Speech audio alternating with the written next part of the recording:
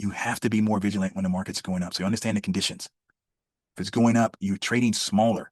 You take advantage when we get big drops, but you don't back up the truck because that drop can continue. Most likely it won't, but it can. So you have to think about what I can lose before what I can make.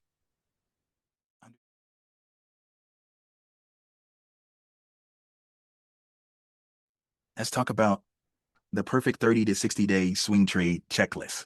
Before you kind of close your mind, before you say, okay, well, I know a swing trade, I know that I don't like swing trades or whatever the case may be, I encourage you just to try to open your mind and see if you can learn something different or hear something that sparks your interest here for a second. We've had quite a volatile period over the last 18 months. And let's start with April of 2025, and we had what is now known as Liberation Day. The markets dropped a ton in a very short period of time, and then the markets came back a ton in a very short period of time. We actually, after April, we were up like 10 straight months. We had a decent drop in March.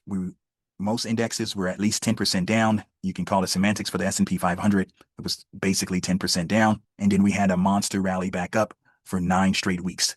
The fastest rally on record percentage-wise over that time frame. If you were doing the bread and butter swing trade, 30 to 60 days, waiting for your pitch, waiting for the market to be down 0.5% or more before you put on a trade, you've had to adjust one time during this period that I'm talking about. Only one time, and that was in April of 2025. And that one adjustment was minor, and you made it all back super, super fast. You didn't have to adjust at all this year, not even a threat to this point this year, if you've been following the process of waiting for 0.5% down or more before you put on a trade. Understanding that when the market is going up and it continues to go up, that's more risk. So you have to wait for your pitch and you stay with a very, very small amount of buying power. A number of you that I meet with on a regular basis, you were trading as some of you at 10, 15% buying power. And then you got your 0.5% down or your 0.5% down. You took advantage of that and you've made a lot of money this year. Some of you are up 15, 20% on the bread and butter and haven't had to trade very much this year. That's outperforming the market. It might not sound like a, out of this world number, but it's less than 6 months in a year and you're outperforming the market. And you haven't had to worry about adjusting. I say this premise, or I'm giving you this background so that you can understand that some trades can be easy. Nothing's 100% of the time easy, but some trades can be easy if you follow a certain criteria. And to me, this bread and butter swing trade can be easy for you if you trade very small, waiting for the right opportunities. So it's about 5 times on average per month that you'll be able to put on a trade. Some months it would be nothing. We went 9 weeks, almost 2 months, and not almost, over 2 months without really having a big down day. Maybe you got lucky and short-lived. You were able to put it on 0.5% midday or something like that. But we went up for 9 straight weeks. But in March, we were down a number of days, more than 5 days, 0.5% or more. So you were able to put on a little bit more at that time. It benefited you over the next 2 months. If you're going to be diversified, and give yourself an opportunity to make money in different environments, then you have to consider different type of trades. You can't just be, in my opinion, always just a one-trick pony. People who only do zero DT trades, I think they're limiting themselves if they're not thinking about a buy and hold process, because it's only a certain amount of money you can do a zero DT trade with. It's only a certain amount of money. You're going to have to take some of those profits if you're really, really good at it, and you have to put it somewhere. And you most likely don't want to just put it in some CD or bond. Maybe you want to put that in an index and have the possibility for that to even grow a lot more. Well, that's another bucket. That's a buy and hold type of bucket. But what if you can have something that's very, very safe because you're strategically placing trades only in certain periods so that you can benefit from that and diversify your portfolio. So if you're doing the bread and butter, that could be an option.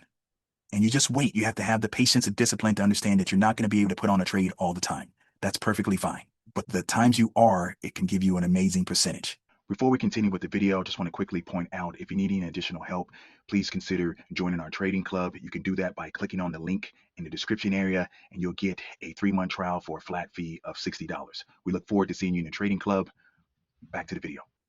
If the market is dropping a lot and it's down 1% or more, and you decide to put on a trade, well, you base it on how big can you get. So it can be contract wise. Maybe you only want to put on 10 contracts. That's how much you can put on for your account size.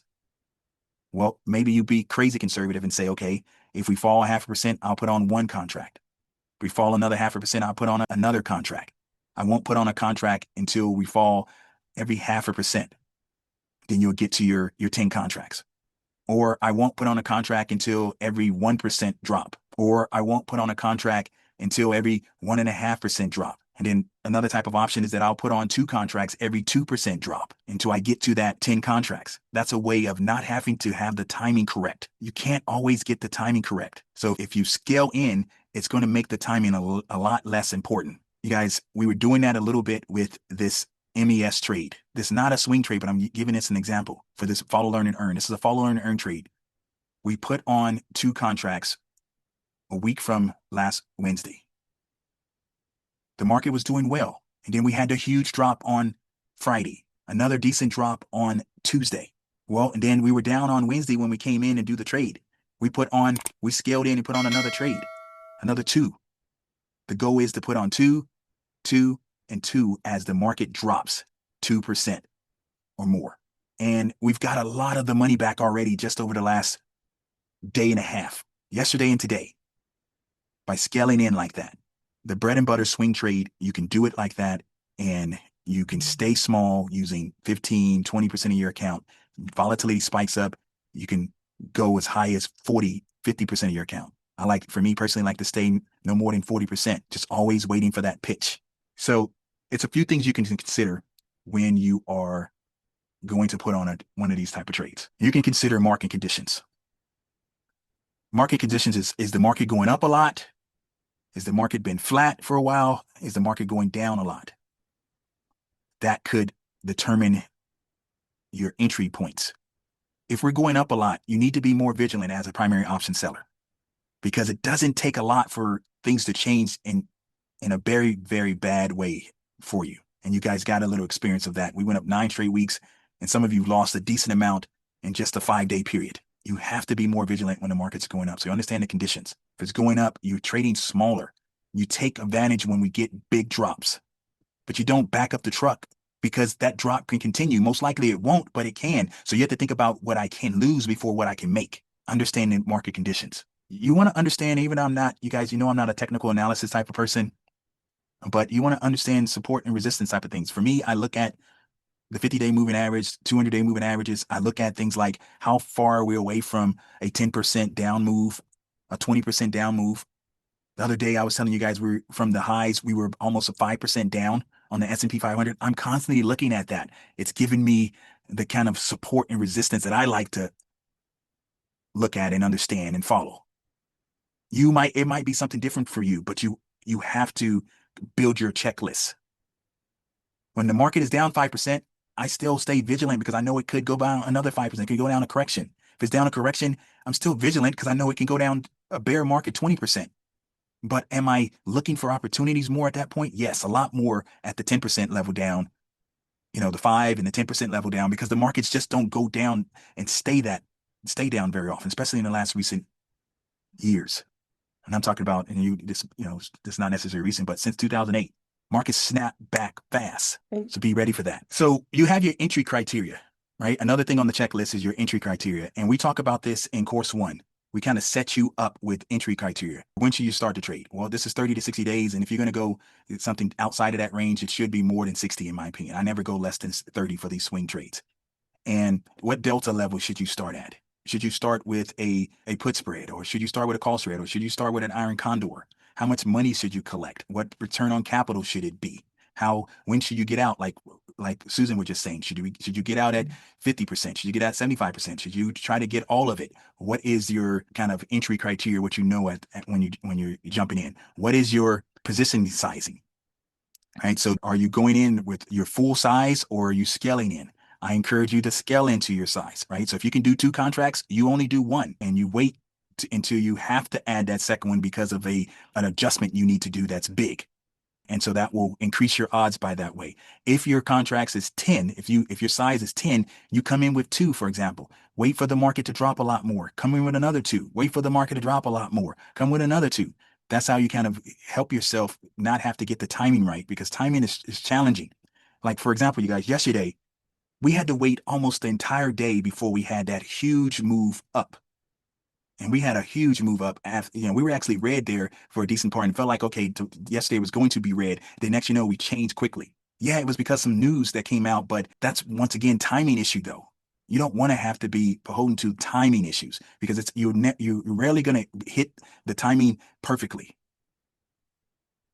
Then you want to have your exit plan, right? Susan, right now, we're just talking about 2 times she's going to make some type of this, adjustment. Your adjustment might be what we teach in course 1. It might be a delta level adjustment. For me, I like to wait is in up into the 35 delta for these bread and butters. Can I do an adjustment sooner? Yes. Do I do an adjustment sooner sometime? Yes.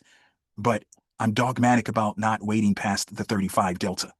So if I put on something, like Susan was just saying, if I put on something at a 3 delta or a 5 delta or a 7 delta, that's a very, very low delta. Most of the time, you guys, with these bread and butters, I'm putting it on at a 5 or less recently. But can I put it on at a 15? Yes, that still meets the criteria. If I put it on at a 15, it has to more than double before I have to, the delta wise, before I have to have to make a decision and make an adjustment. If I put it on a 5, it's got to like 6 times, it's got to grow like 6 times before I have to make an adjustment. It's understanding that concept, right? We talk about probability of have to adjust. Here at Dorian Trader, we use probability of touch for that metric. So if I sell something at a 3 delta, like Susan was saying, well, the probability of me having to adjust is 6%. If I sell something at a 5 delta, it's 10%. If I sell something at a 15 delta, it's 30%. Understand the probabilities of you having to adjust, the probabilities of you winning at expiration, the probability of you hitting the 50% or the 75% level. Understand those things for your exit plan.